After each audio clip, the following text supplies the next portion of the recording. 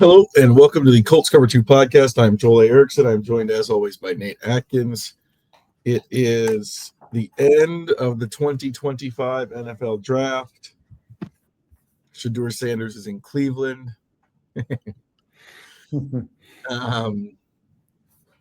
Tyler Warren is in Indianapolis. We've already done a pod breaking down the Warren fit.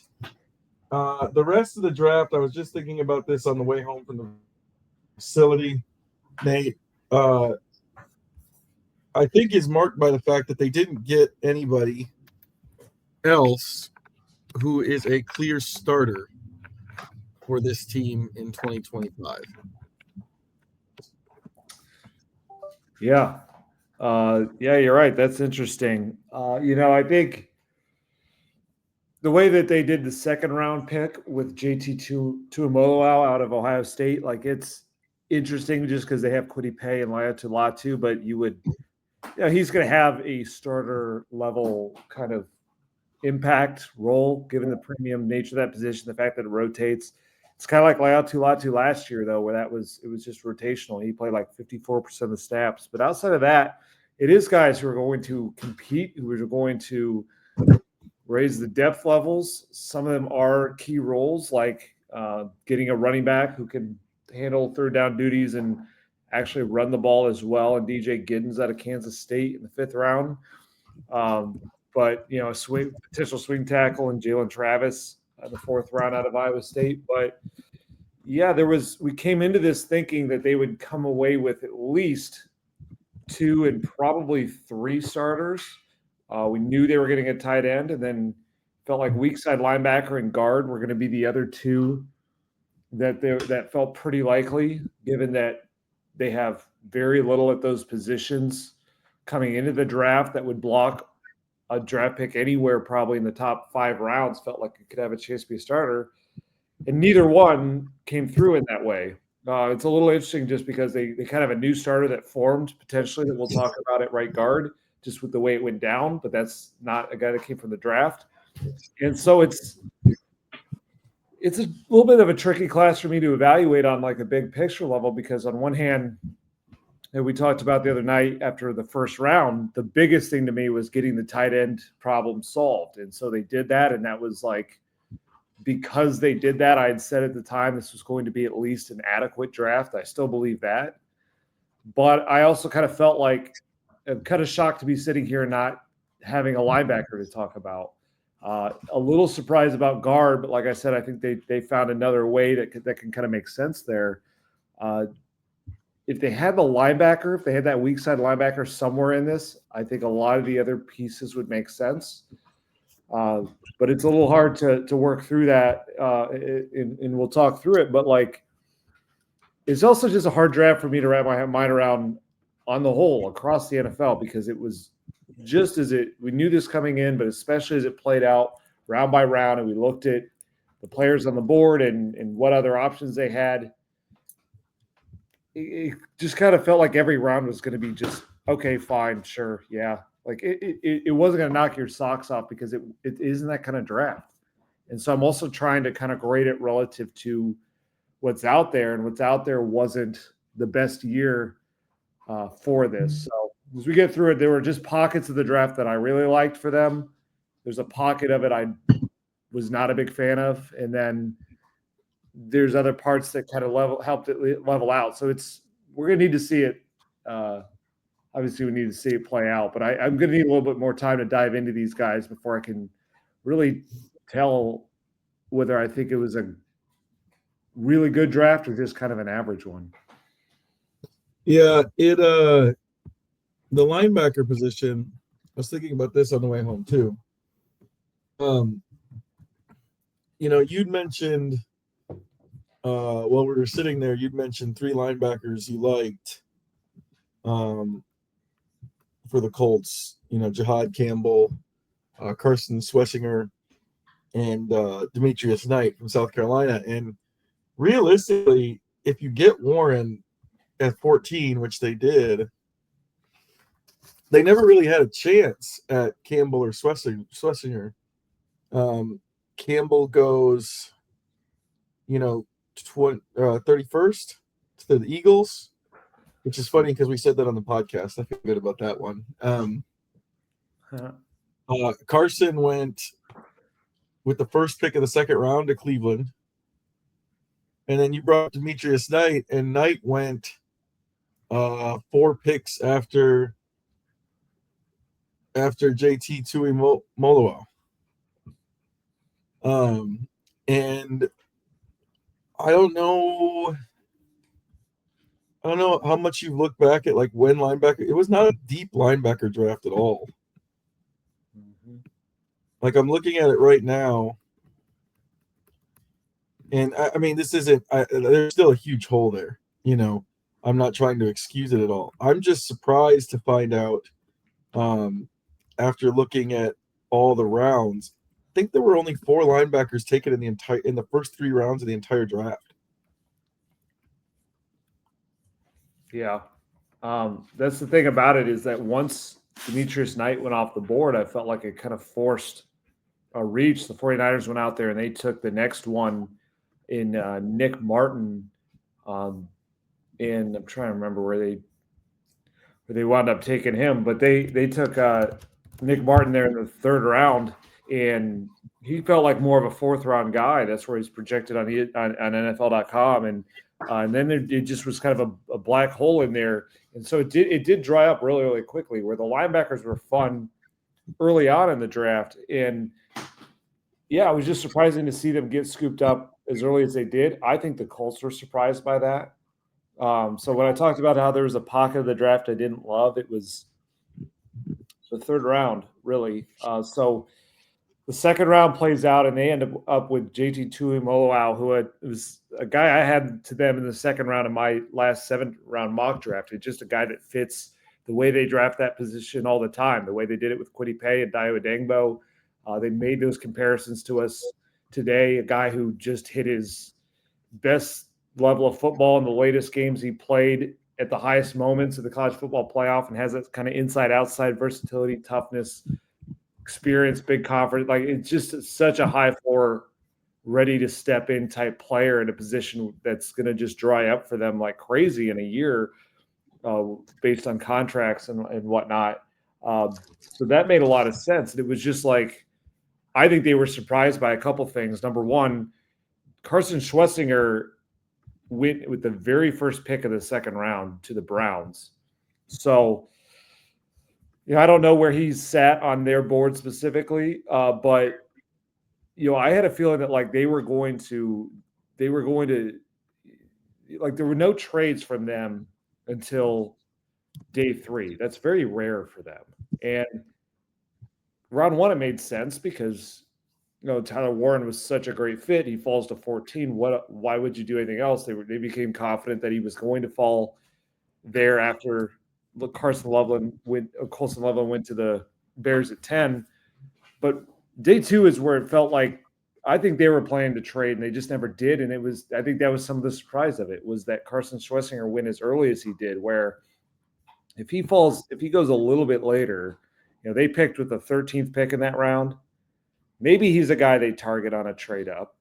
But it wasn't just that. It was the fact that they just, like you mentioned, they just took Tuimoloau, and 4 picks later, Demetrius Knight goes. And it really felt like there was a gap between Schlesinger and Knight, at least 2 very good players, but Schlesinger just had a little bit more of a like ready-made star game, a guy who led all of college football in solo tackles and had these coverage ability and blitzing abilities. Demetrius Knight was just kind of a lesser version of that, I thought, but I felt like he was going to at least last until late in the 2nd round, where that was the kind of place where I thought they might make the trade up, is that they didn't move up in the 1st, didn't move up in the 2nd, but moving up into the 2nd or maybe early in the 3rd for Demetrius Knight could have been, but it was never an option. It was just, he went way too quickly after their pick. And then all of a sudden there's just one linebacker left for such a stretch here. And I don't know that he fit them as well.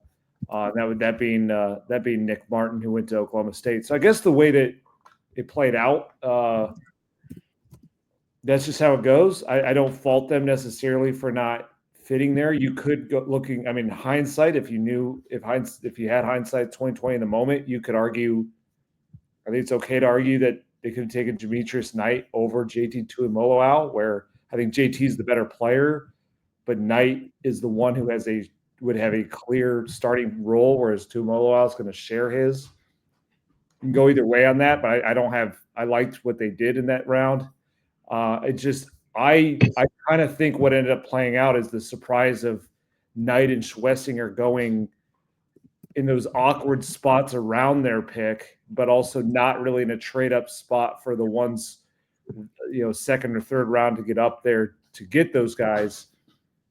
I just think that put them in a weird spot in the third round, where that was the one pick they made that was just a total curveball to me, to see them go out and get a cornerback, and not just any cornerback, but they end up taking one who ends up being like, they really like. I'm trying to remember his name here now. Justin Wally. Yeah, Justin Wally. It's been a long weekend. Justin Wally out of Minnesota. They end up really liking him because of his, he runs a 4.37. He's got good ball skills, comes from a major conference, all of that. A lot of intangible traits that they displayed along the way.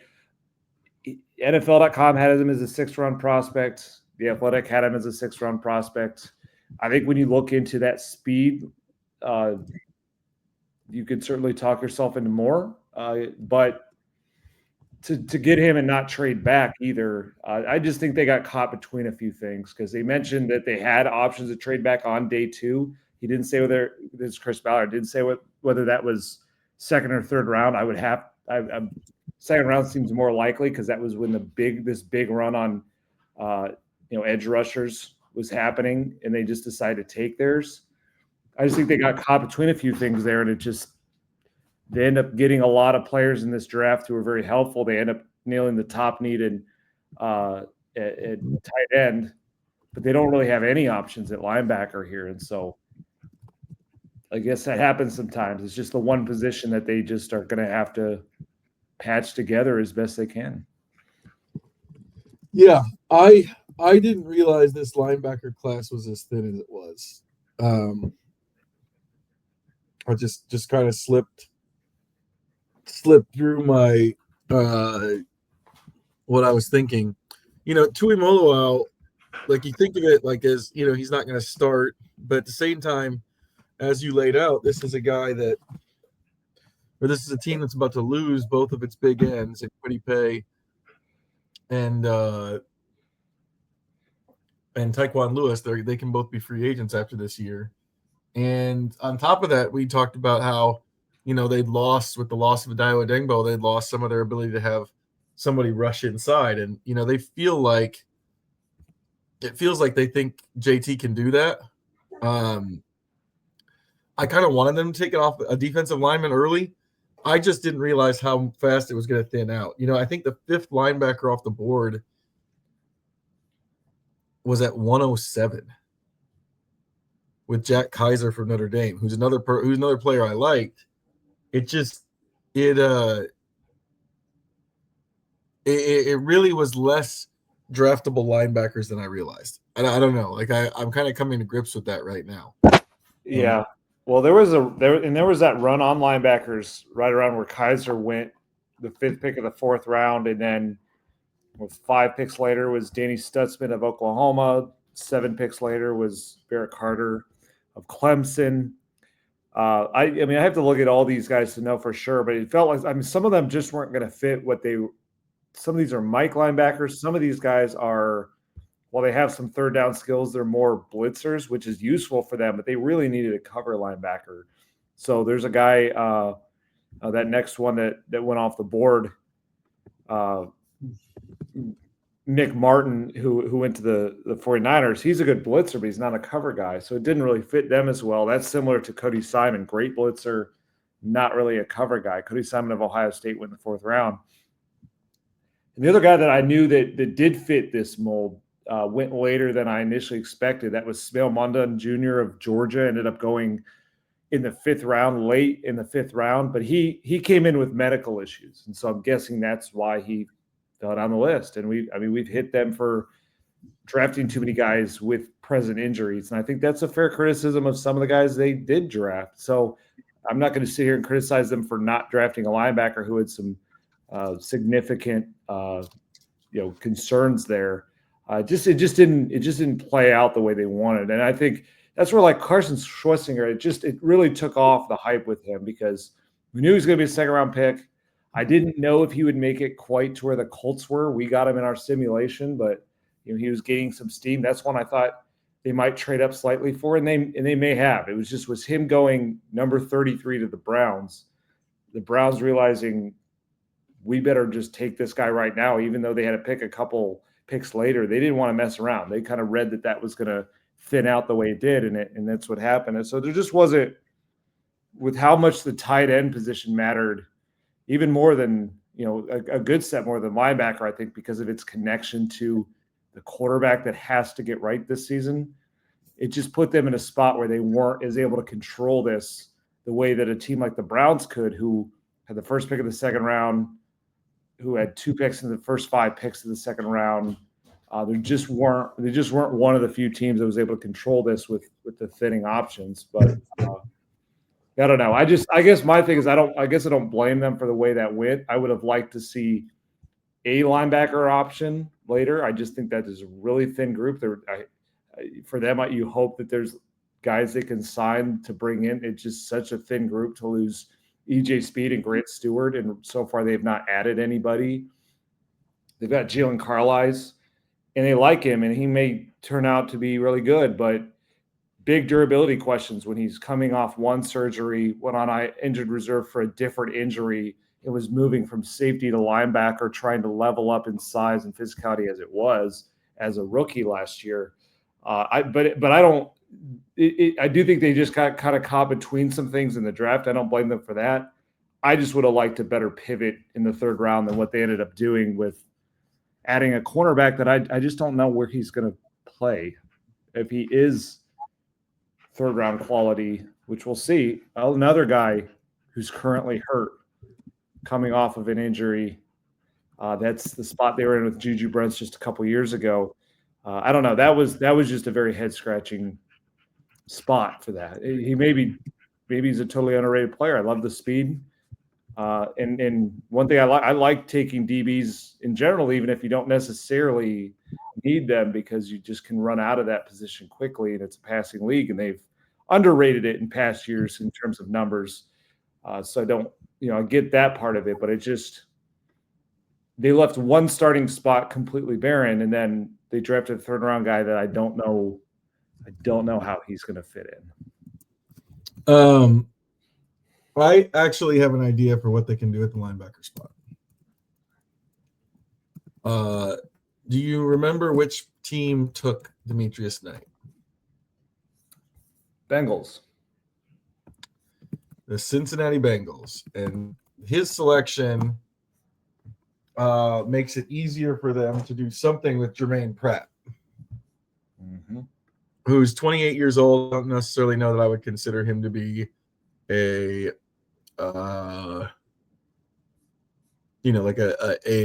huge difference maker at this point in his career. I think he can still be a solid starter. I think there's a chance he just gets released now. And if that is the case, then I think the Colts find themselves in a position where they feel pretty good about it. And they can scoop him up, and that's the addition to the linebacker room that they need. Not perfect, but I guess you don't realize, now that I'm realizing how thin that linebacker position was, not the worst outcome for the Bengals to end up with one of the guys that you thought that we thought might have been a weak side linebacker for them. I have a few concerns on the offensive line. That was the other position that they didn't really go for the spot that we thought. It was right guard. I think the obvious thing is they're going to move Matt Gonzalez inside to start him at right guard. He's always been a tackle, I think, for the most part, throughout his college career. And he played some guard last year, but I know it wasn't very much. He's kind of been a tackle. I don't know. I would have liked a guard. to at least compete with him at that spot. They opted for a tackle instead, Jalen Travis, who's huge. And I think there's an obvious argument to be made for Travis. And for a tackle in general, given that Braden Smith is headed into the final year of his deal, kind of feels like he might be in the possible situation they got in with Ryan Kelly last year. So I thought they needed a tackle. I think maybe the lesson of this is like I kind of wanted them to have more picks. I might have taken if I was Ballard, I might have taken the trade down earlier whenever he had the opportunity in an effort to get more picks. Yeah, that's where I thought we were going to see a trade down in the first round. If Tyler Warren was off the board, that's when I thought it would come. Of course, the better outcome happened where he was on the board and they took him. I thought it would happen on day 2. Day 2 is the part that I thought they could have done a little better with some of that. Where like JT is a great fit for them to Imoloau, but also he wasn't the only edge rusher who could have fit well. And I don't know. We don't know. We don't know what the offers were, how much more they could have gained, how far back they would have had to fall. But I just have a feeling that when there were a couple options there with obviously Tuimoloau, there were a couple other edge guys that were good, and then Demetrius Knight was in there. I just wonder, and then if all that fails, then some good guard options that went off in that range too.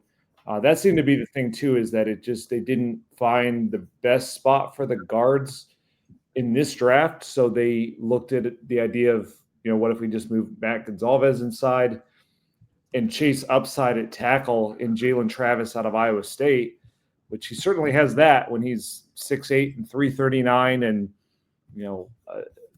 unbelievably athletic, ran a 4.1 at 339 pounds and transitioned pretty well from the Ivy League to the Big 12, and certainly seems like a super smart guy. He's played a lot of football. Like, I understand the upside there to develop him into a future tackle, but it isn't as clean as an immediate as maybe they needed. And it is a little risky because if Gonzalez, I think he played a lot better at right tackle than we saw him at left tackle. And we're going to learn how much of that is playing on the right side versus the left. Sometimes that's a big deal for guys. And then how much of is he better at tackle than guard? I mean, his profile coming out was, he could be better at guard than tackle just based on kind of his athletic profile, but he's only ever played tackle, like you said. And they didn't consider him an option there last year mid-season when Will Fries went down. Now, again, that was middle of a season for a rookie who had worked there in camp. They have a longer runway if they want to do that now. So it can work out, but it does seem like between offensive line and linebacker, they've introduced a little bit more risk than I thought they were going to at those spots. That's what they traded off, and to get basically that was the trade-off of landing Tuimoloau and not taking a trade down and going after the edge right now when they didn't necessarily need a starter for this year, but obviously they're going into next year, and that was the price of Chris Ballard sticking to how much he absolutely loves the trenches. And like Tuimoloau, I think is one of the more bulletproof players in this draft. So it's not the worst way to go, especially at a premium position, but there is a cost to it. And I think the offensive line risk is, the scarier thing, because say the linebacking, to be honest with you, I think until they prove otherwise, the linebacking core is just going to be the weakness of the defense. Again, it was last year, and I don't see how it's improved. You're hoping the infrastructure is better between how the defensive line plays the run and just the overall, ability to cover in the middle of the field when you bring in Cameron Bynum.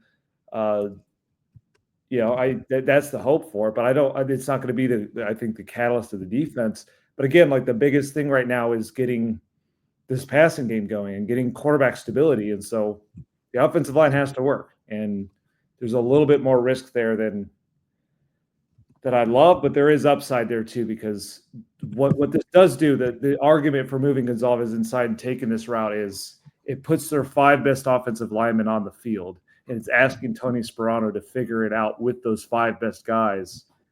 And if he's as good as they believe as an offensive line coach, it'll work. The last time they did something like this, changing positions and all that, 2022 was a disaster.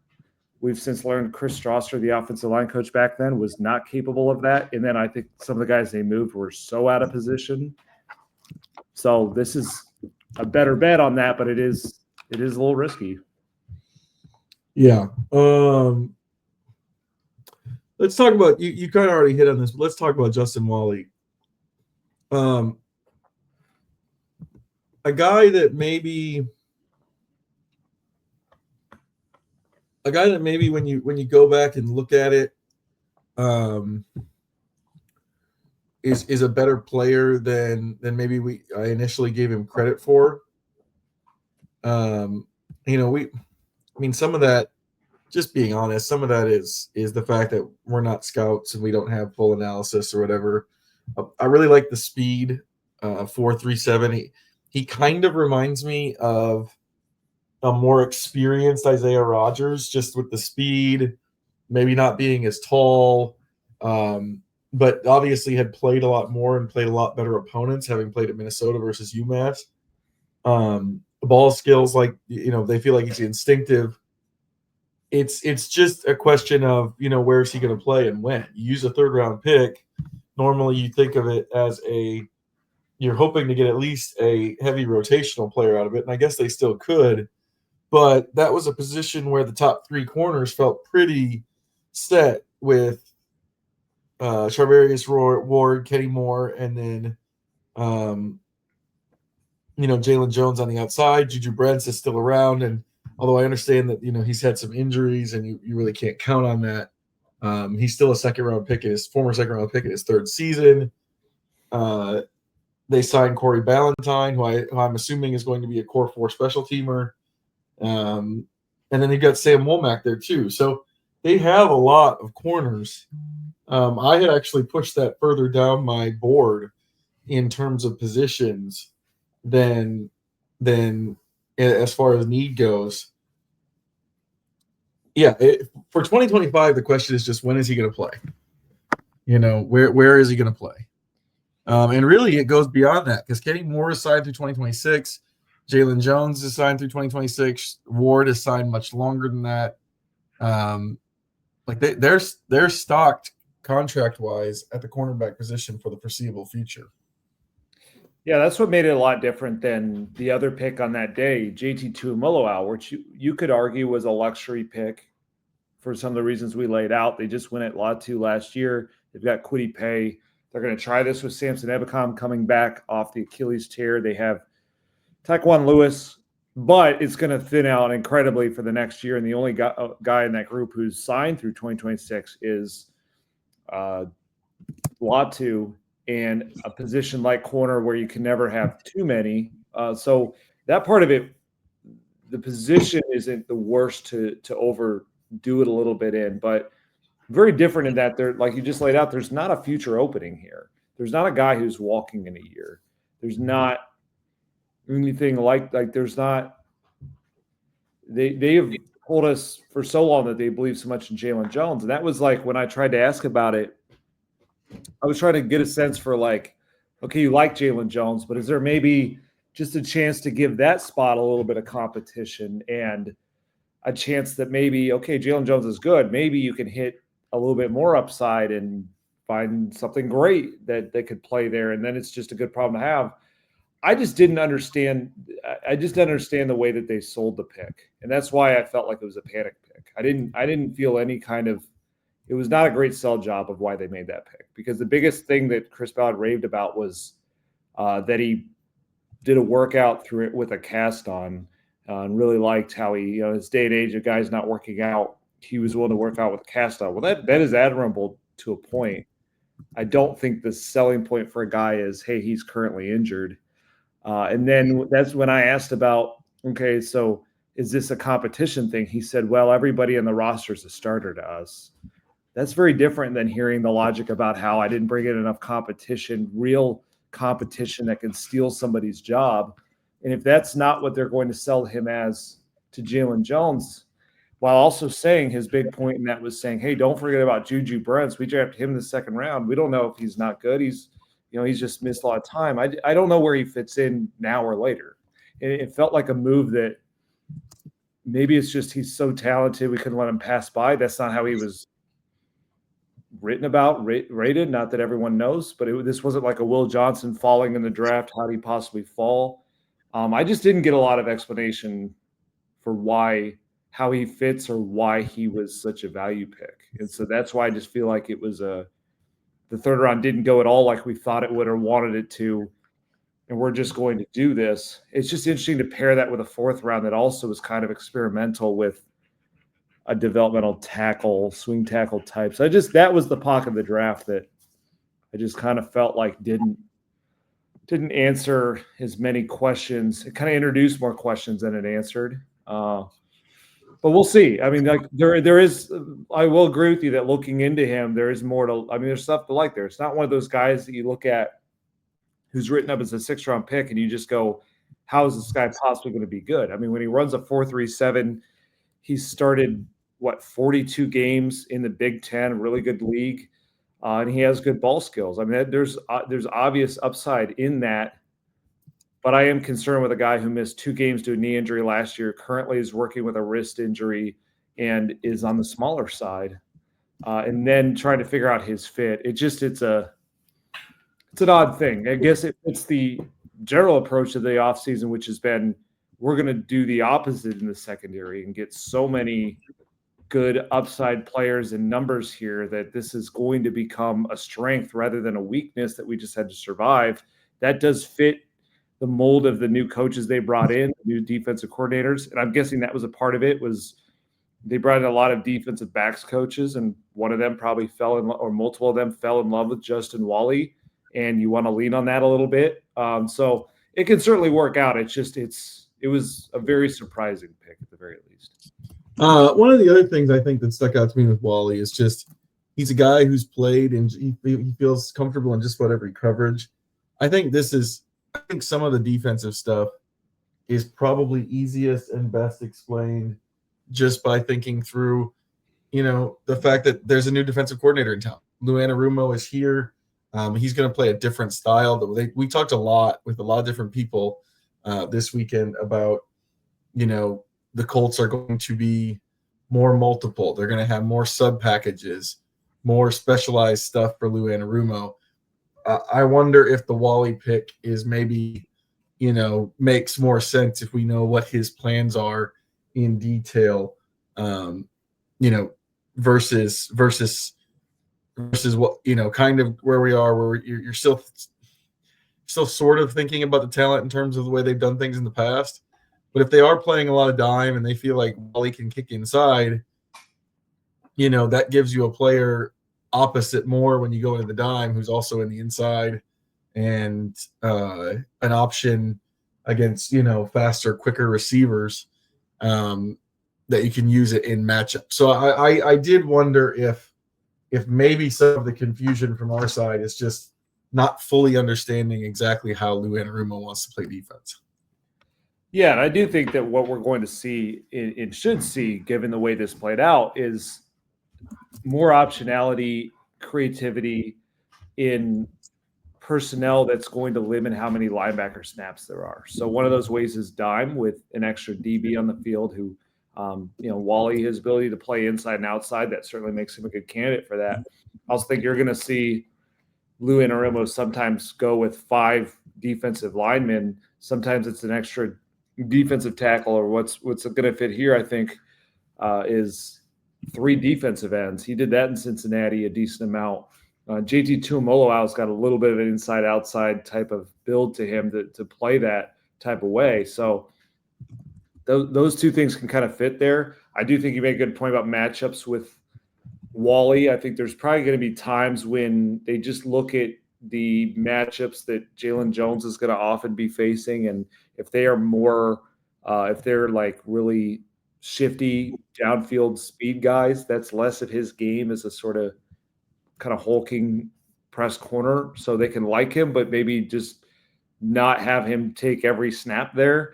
Justin Wally is more the mold that Lou Anarumo's used before. I mean, there's a reason why Lou Anarumo was the coach to give Eli Apple a job when not many wanted to, because he really, really cared about that speed and just big time athleticism and aggressiveness to go after the ball. So it's kind of leaning on, certainly seems like a pick leaning on the trust in that defensive coordinator to make that work. And again, in the past, we've rightly hit Chris Ballard for not giving his coaches that one, area of the team that they really feel like they need.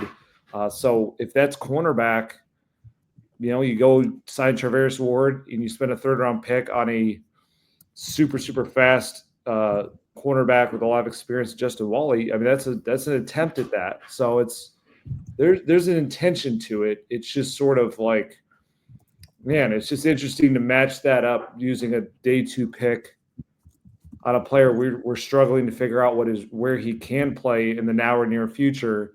And then you've got positions like right guard and weak side linebacker that felt like they could have used immediate answers. I guess the advantage is, for talking about premium positions, what positions matter more, they win at the one that does. And I think they're just looking at those other two and thinking we can find some ways to work around them, whether that's, like I said, moving Matt Gonzalez inside, whether that's limiting the number of linebacker snaps you need. I guess the part I just struggle with the linebacker part is that if they do go to dime more, if they do use more of this 5-man front, I don't know that they have one linebacker who fits the 3rd down stuff either. And like that Zaire Franklin, he's not a blitzer or a cover guy.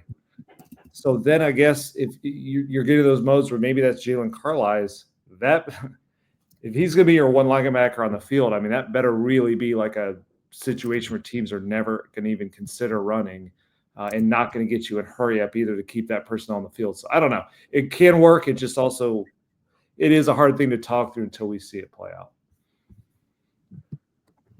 Oh man, we've talked about Jalen Travis. Oh, it's been a long weekend. My head is starting to go. Sure. I think my second favorite pick is DJ Giddens. I don't know if that's because the rest of the draft is a little bit unconventional. I do like Tui Moloau. I don't want to say that. I don't want to say that. I just really like the idea of DJ Giddens and the idea of adding a running back who can help them in the passing game. He's got a ways. The scouts that I think it was Tyler Hughes that had him, and Tyler Hughes did say that he's got a ways to go as a pass protector. Chris Ballard said usually they all do, and he also had a wrist finger injury last year that apparently really affected him. So I think that piece is obviously something that has to be good for him to be a 3rd down back. But the fact that he's a big back with receiving, with a history as a receiver, he's a natural receiver. He just fits them and gives Taylor a more versatile backup than, say, the way it was set up last year where, when Trey Sermon's in the game, he's pass protecting because nobody else can really do that. And when Tyler Goodson's in the game, it's probably a pass or something gadgety because that's really all he can do. But DJ Giddens this was a super, super deep running back class. And I know that there were several, draft analysts who had Giddens among their top 100 players overall. The Colts ended up getting him at 151. I just think that versatility is something that's been missing, and you hope that they can teach him to be a better pass protector. But having that position, having somebody there like that, I think is significant. Yeah, I would say that in this draft class, Tui Moloau is my second favorite player, and that makes sense. He's the second, it's the second one they drafted. But like in terms of I really, really like that player. But in terms of the best value, I think DJ Giddens was the second best value. Because like I said, they gave up. There's an opportunity cost to the way they handled that second round, not trading back, and everything we just laid out that happened at guard and weak side linebacker. I don't think there was anything like that went on with the running back. This actually worked out really, really well for them. Were they able to wait till the 5th round because they needed a very specific running back. They needed a number 2 type of player, ideally a bigger back, that kind of wear down style when he checks in to spell Jonathan Taylor, but who could also catch the ball a little bit and pass protect. When you look at him, and the initial question I had looking at DJ Giddens, because I wonder, he checks so many boxes in terms of comes from a big conference, stayed pretty durable there, 2 straight, very productive, 2 straight years of 1,200 rushing yards, had a great average last year, 6.6 yards per carry, which is a school record at Kansas State, beating Darren Sproles' record. And his RAS score was great too, 9.78. So the one question looking at his profile from afar was pass pro. And that, I think, was probably the most important thing that they needed in tandem with Jonathan Taylor, who's your bell cow running back, but does have a little bit of injury risk like they all do, but he's really bad in pass pro, and they really need that for getting this passing game a little bit more on schedule and consistent. Well, it turns out that, he played through that hand injury laid out where he ended up surgery in the offseason, but it was a sort of a hand, finger, wrist deal. And it's very self-explanatory as to why that would be very, very hard in pass pro specifically, where maybe carrying the ball, maybe you can kind of shade it away from being the part of the body that gets the most contact. But in pass pro, you can't play that without your hands, and it's a physical way of doing it. And he talked about losing confidence in the moment. And he's got the size and toughness overall that they look for to develop those traits as a pass protector. So it is a bit of a projection, like almost all running backs are. That's why I liked, raved about Damian Martinez of Miami, because I thought that he has displayed that a little bit more. He went the next round. So I think that still could have been a really good pick. But as far as kind of getting there's just juice to his game. There's a well-roundedness to DJ Giddens' game. And they didn't have to go at it very early. They didn't have to trade. Like, they got it in the 5th round. And that's one other position they absolutely had to get to make, like, their offense just had to get more options in that short range chain moving type of way as receivers, as runners when Taylor's out of the game, and as those 2 positions specifically. And I thought they nailed those 2 between Tyler Warren and DJ Giddens when they got them, didn't trade up for either one.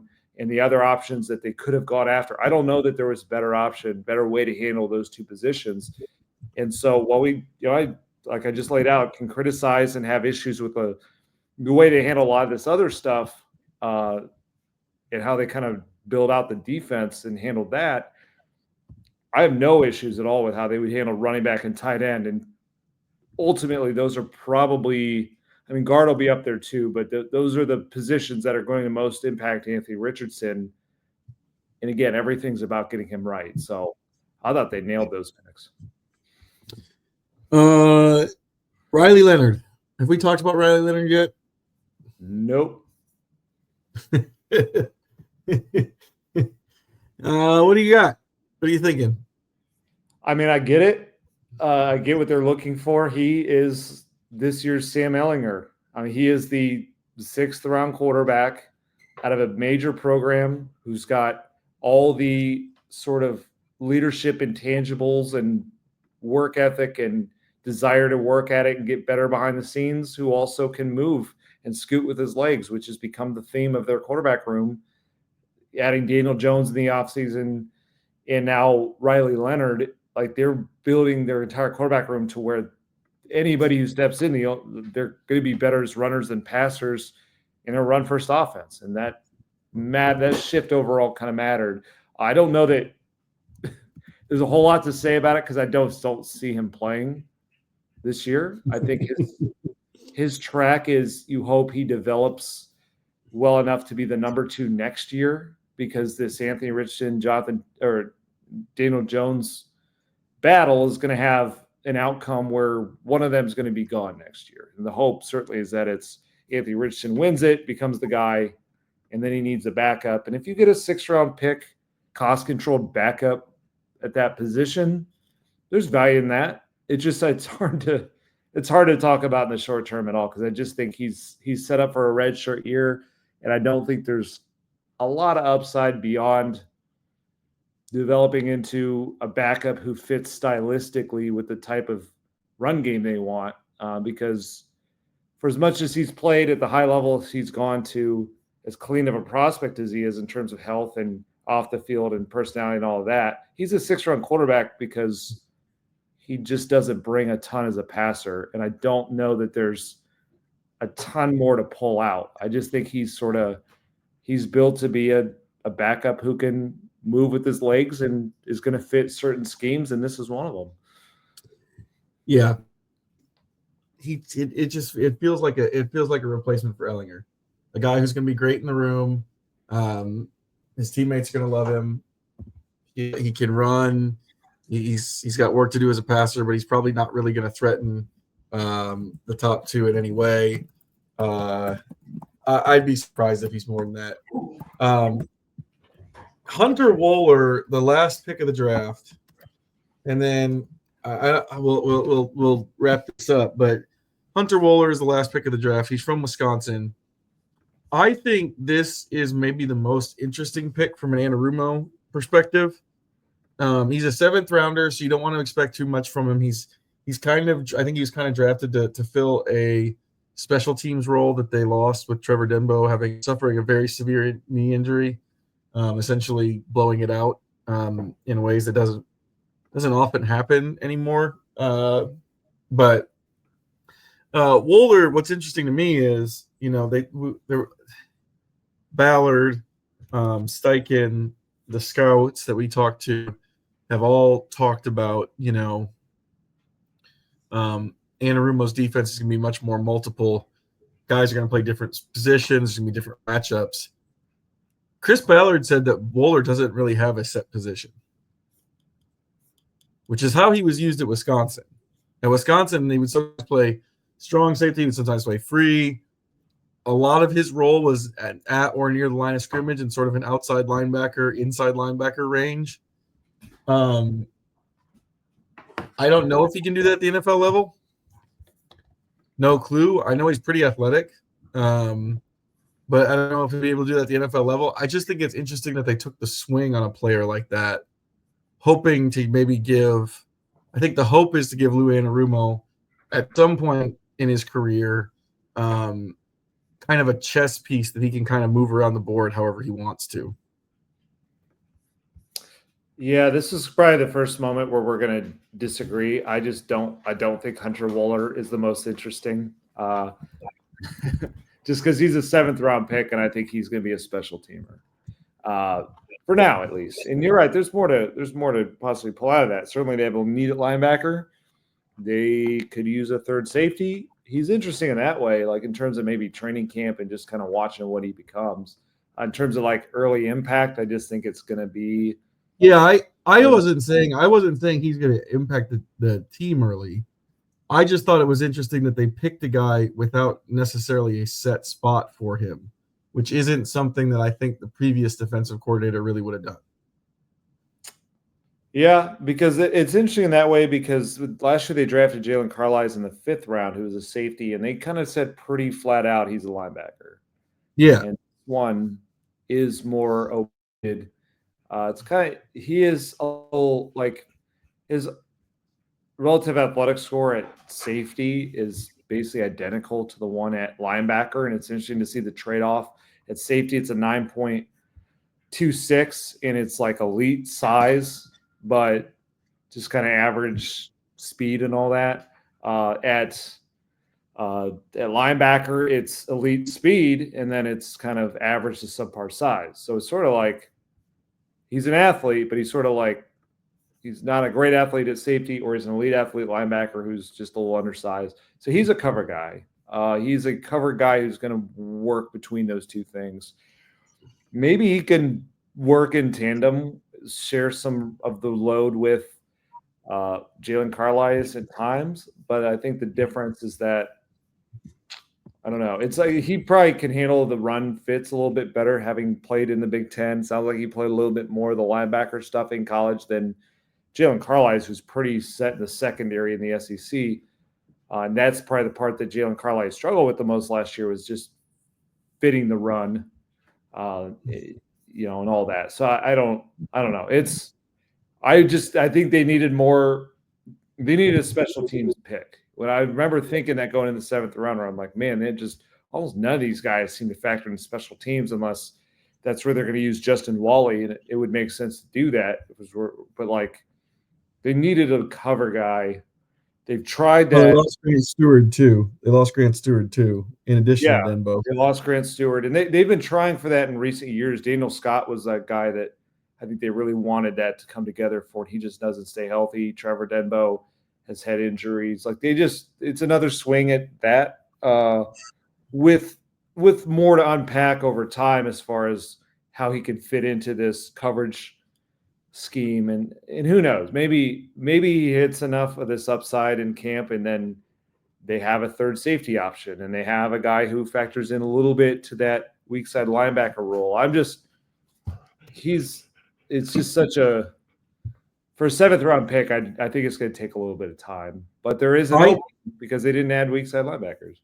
I think, well, that's the other piece is, I think the only reason you would think about him maybe playing on defense is that they're counting on Jalen Carlisle, and then I don't like the options after that. Well, and Jalen Carlisle, like we laid out, has to prove he can stay healthy. Jalen Carlisle goes down, it almost certainly is going to be this guy until they sign somebody else, until they go after Jermaine Pratt or whatever. But as of right now, there's just nobody behind Jalen Carlisle that's going to cover. I mean, their other linebackers are not that type. So the longer I think about it, the more I feel like Jermaine Pratt is like a necessity now. Yeah, I think that is a good idea from you, as like a Band-Aid, as like a 1-year thing. Yeah, like a 1-year deal. Yeah, like fits the scheme, has always played for Lou Anarumo, trusted veteran, that type of thing. My concern with Jermaine Pratt is his tackling really fell off a cliff last year, and that was a problem for the linebacking core. But again, like, these are going to be imperfect options right now. So if you can get a guy that at least kind of fits, knows how to run the defense, can cover a little bit, blitz a little bit, you're going to have to get by with some of that other stuff. So I do think that's a fine 1-year Band-Aid. Maybe it's just next year they go after this. There's worse spots to be like in a hole at. Like a year ago, what we were talking about is how they just were up a creek in the whole secondary in the most monstrous AFC for quarterbacks we've ever seen. And that just puts such a cap on like the ceiling, and also made you question the floor. It just, so much of our conversations were just about like, well, does any of this really matter if they can't go up against a team like the Bills and feel like they have even a puncher's chance? So relative to that, I think the fact that they have what kind of feels like a black hole at weak side linebacker at the moment, at least there's pivots to that could still exist out there. So yeah, Hunter Wooler is interesting in like a long-term way. I do think it's a better I think he's find in the 7th round. He's mostly interesting to me just in the idea of like that just the idea of taking a player with the intent to play him at more than one position in a defense.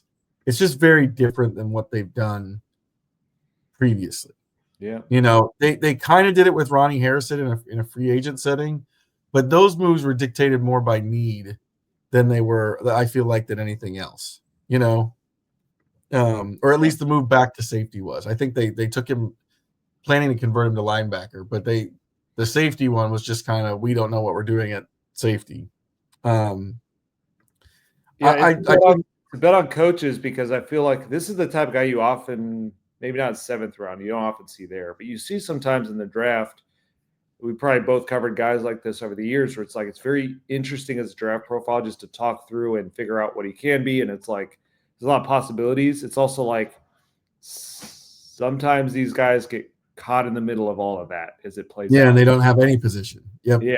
Which is, I think, a real bet on the coaches it's cool to be open-minded with it and experiment. At some point, they're going to have to also probably lock in. It's just a lot on a young player to ask him to truly be that versatile, do this and this and this and like it, along with special teams load. Like it ends up being harder than it sounds at the time. So, and who knows? I mean, there's some guys hit, and he may be a super smart player who locks in and just has that versatile background. So it's interesting in that way. But I guess where I'm interested in the same level as you are. I'm just sort of, I've seen this play out enough and not work with day 3 picks that I kind of want to see it come together first. I just looked up available free agent linebackers. If it's not Pratt, a little bleak. Yeah. Are you interested in Isaiah Simmons? Can we get the one who is coming out of Clemson? Because everything we just described about like players who get caught between positions, just his life. Yep. Isaiah Simmons is like the poster boy for that.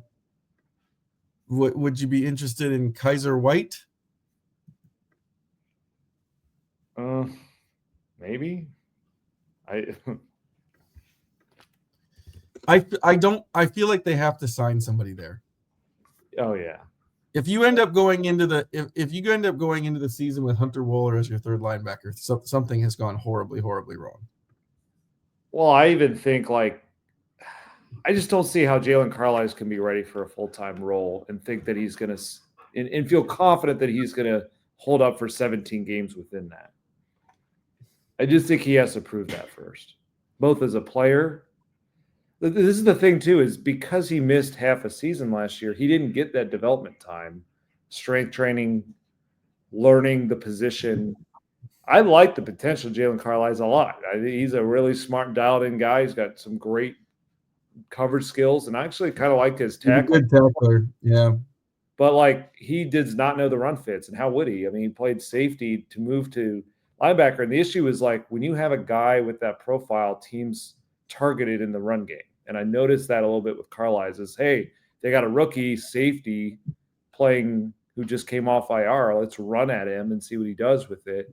It's a little problematic. So, I mean, you love to think like he's going to get an off season and he's going to get, if he can stay healthy, then a lot can work out. But we're also talking about a guy who so far has dealt with 2 pretty significant injuries. And I liked him a lot better as a rotational piece than like the guy who's got to be EJ Speed now.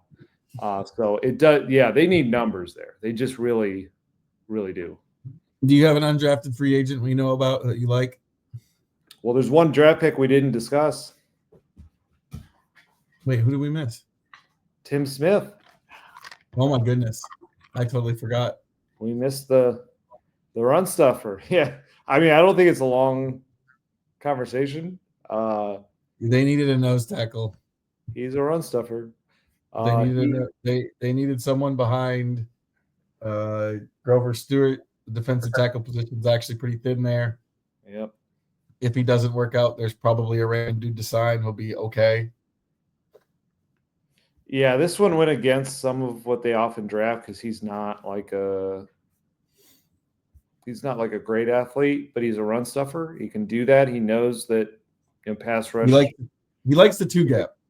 Held behind. Yeah, he could 2 gap. I mean, they moved on from Raekwon Davis and Taven Bryant, who, much to Joel's chagrin, was often playing nose tackle. So they have a need to play somebody in that role. They cannot just, as Grover Stewart's getting into his 30s, just lean on him to do it.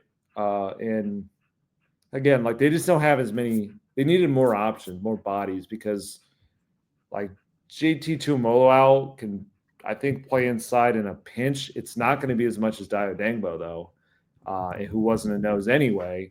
And then, again, they stretched it last year with Taven Bryan. They needed just guys who are more naturally filled there. And so he fits that. And last year's 7th round pick, Jonah Laulu, they got rid of him, and now he's played with the Raiders and played last season.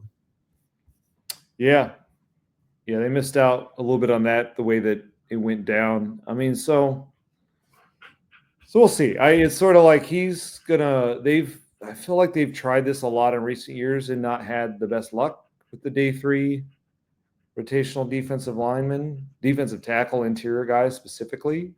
So it's another attempt at that. But what's different is like last year with Loalu, they just, based on the way they built the room in free agency, didn't have room for him no matter what he did.